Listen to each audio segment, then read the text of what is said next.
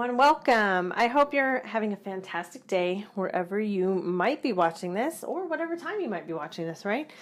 I've been asked once again to create a tutorial for Penny Rose Fabrics. So today we're going to be working with This and That by Jill Finley. This line has a super fun mix of blues, blacks, reds that pair really great with tulips, daisies, and some other fun like written words. She uses the ampersand and I think little tiny words that say this and that. As you can see, I'm showing them all to you right now, but it's a fun mix. We, however, are only going to be using 4 pieces of the colorway. So let me show you those. The first is going to be the This and That, black, this, daisy. And then we're using blue, this ampersand, as you can see the at symbol. And then yellow, this is geometric. And then we're also using the main print. So we're using the main print, a few different applications of the main, but it's a nice big fun bursting floral print.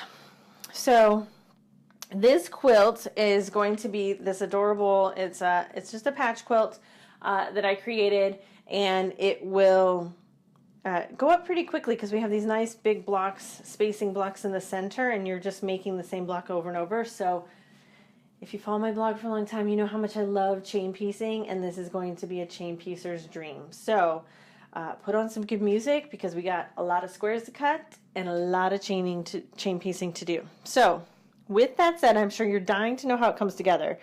But really quickly, before I do that, I just got to mention something. I don't know if you notice that the camera might be a little higher right now.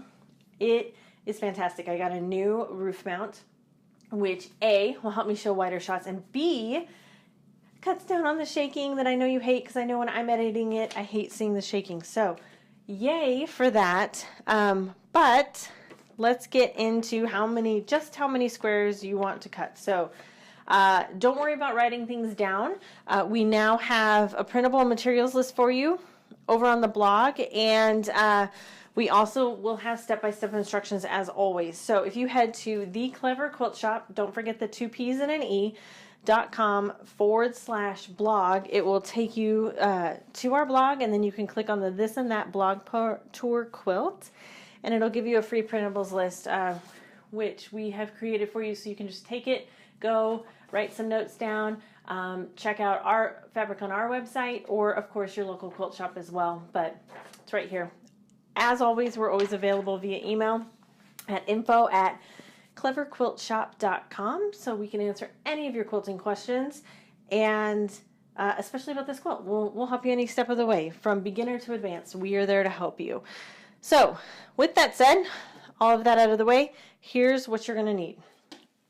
18 3x3" this daisy print, 72 of the blue, which, let me set this right here for y'all.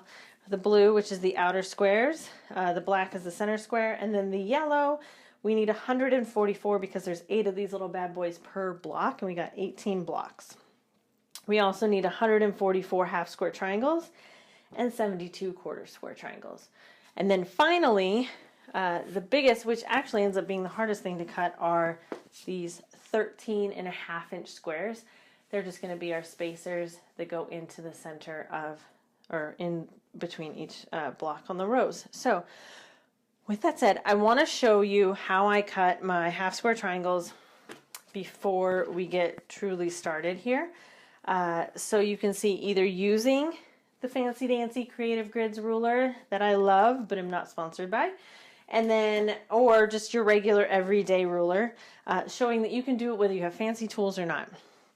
So with that said, what we're going to do here is set these aside, and then I'm just going to take a scrap of fabric here that I had left over, and if you're using, let's start over here actually, if you're using the Creative Grids ruler, you're just going to want to cut 3-inch strips, or 3.5-inch strips, excuse me, 1, 2, 3.5-inch strips, and then you will cut, line up your marker up on the 3-inch line. So to get your half square triangles, you're going to need 3.5-inch strips or 3.5-inch squares. So from here, we're just going to cut along the 3 line, right up there, just like that.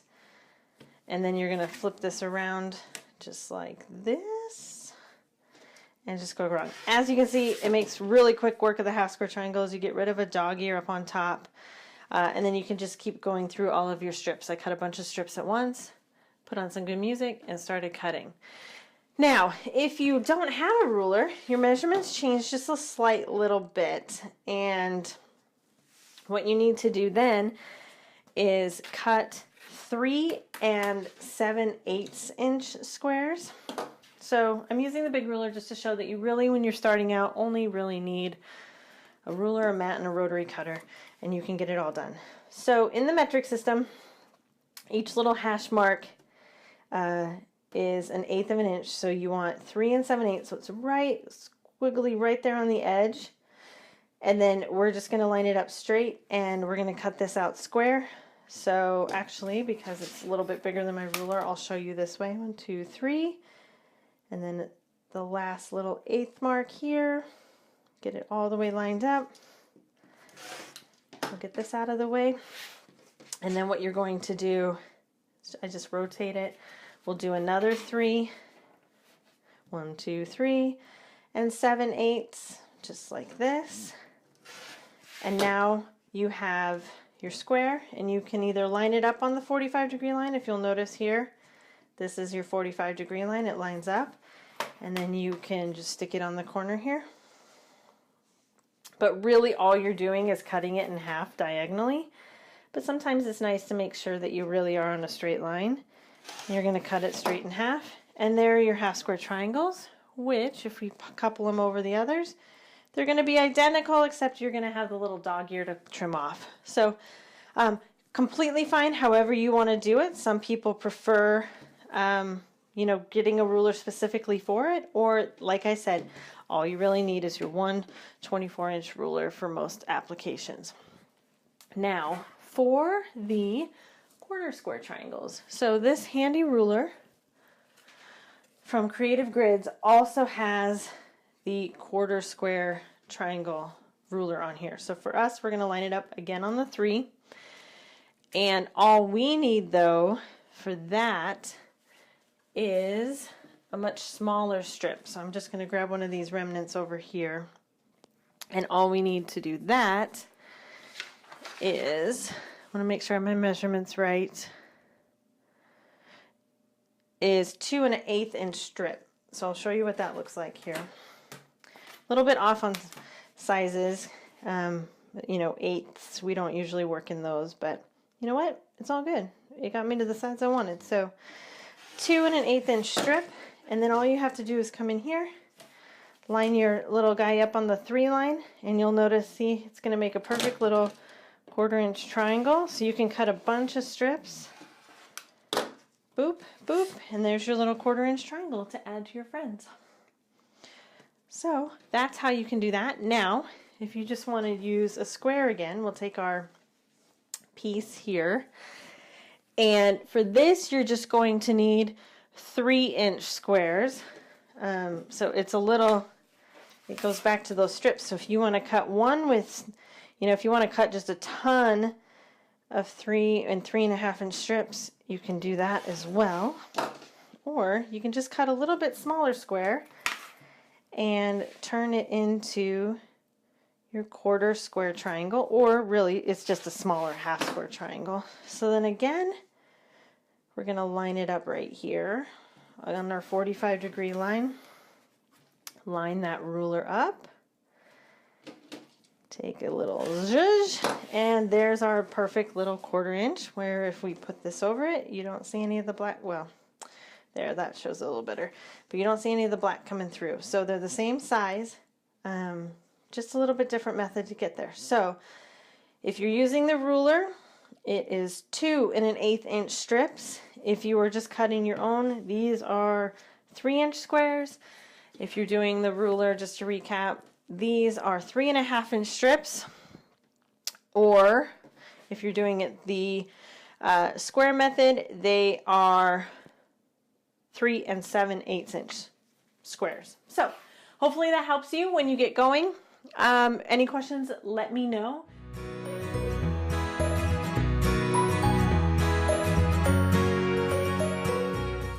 everyone, I wanted to pop in real quick to show you a quick tip for something that I do when I'm chain pieces. As you can see, I'm in the knee deep in the middle of all of our squares here. There's 72 we have to do where the blue hits the yellow. So as you can see, here's the spoiler alert. What I do when I piece is I grab my grab-a-roos or your quilting gloves with the little nubbies on them, if you can see them, little nubbies. And I use these as almost those grippers. If back in the day, if you've ever had to sort mail or anything like that, you know that those come in handy to grip. Well, use your little grippers for the same purpose, and you can grab things off the top much faster using the grippers than if you're just using your hands, because then you've got to not only put your oils of your hands all over your fabric, but you're also trying to grab them, which starts fraying them and ultimately dries out your hands. I'm sure all of you have lotion in your craft room. So here you go, just grab a little bit off the top here, a little bit here, you're not fraying anything, and you can actually use it to your advantage to get them lined up and then continue chain piecing. All right, I'll see you back here in a minute.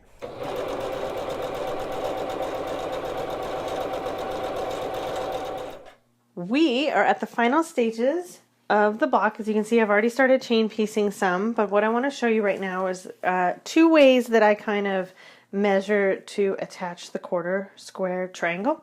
So first things first, what you're going to do is you're going to fold your quarter square triangle in half, right sides together, and you're just going to finger press along here, almost like you're folding an envelope. Just finger press, origami with fabric.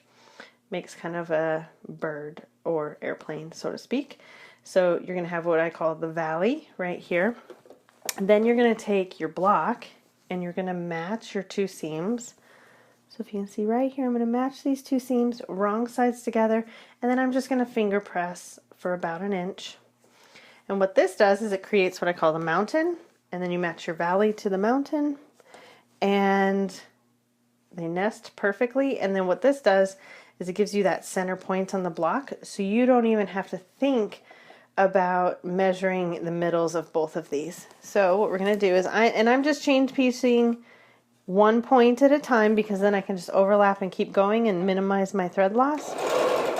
And as you can see right here, as I come in, and I'll show you this again in here in a second, I'm coming in right at where the 2 points meet, and that's your 1/4 inch, and that's going to help us with our second method. And watch here as I come to the end, you'll see that I'm going to go right through the point where those two meet again. So one more time, what we're going to do is we're attaching the quarter square triangle. So here's another method that you can do if you don't feel like finger pressing. This one's a little, sometimes less accurate, sometimes more, but just depends on your look. But here you can see that we're over about 1/4 inch on each side, right here. And what you want to do then is line it up, and you want to make sure that your needle comes right through that point, and then you will be at the center point every time as well. So right through that V, all the way down, and then see how we come out right where the points meet? Just like that. That's how you know that you've done it correctly. All right, I'm going to keep going. I have about 12 more of these to go before I switch over to the next side. And when we come back, I will show you how to square up these blocks, and then we're doing final assembly. See you soon. Alrighty, we have our final block done. What we're going to do now is we're just going to square it up, get rid of all these little dog ears that are hanging out from our 1/4 square and 1/2 square triangles. So what I'm going to do is I'm going to kind of come over here, and we're going to line this up on our mat.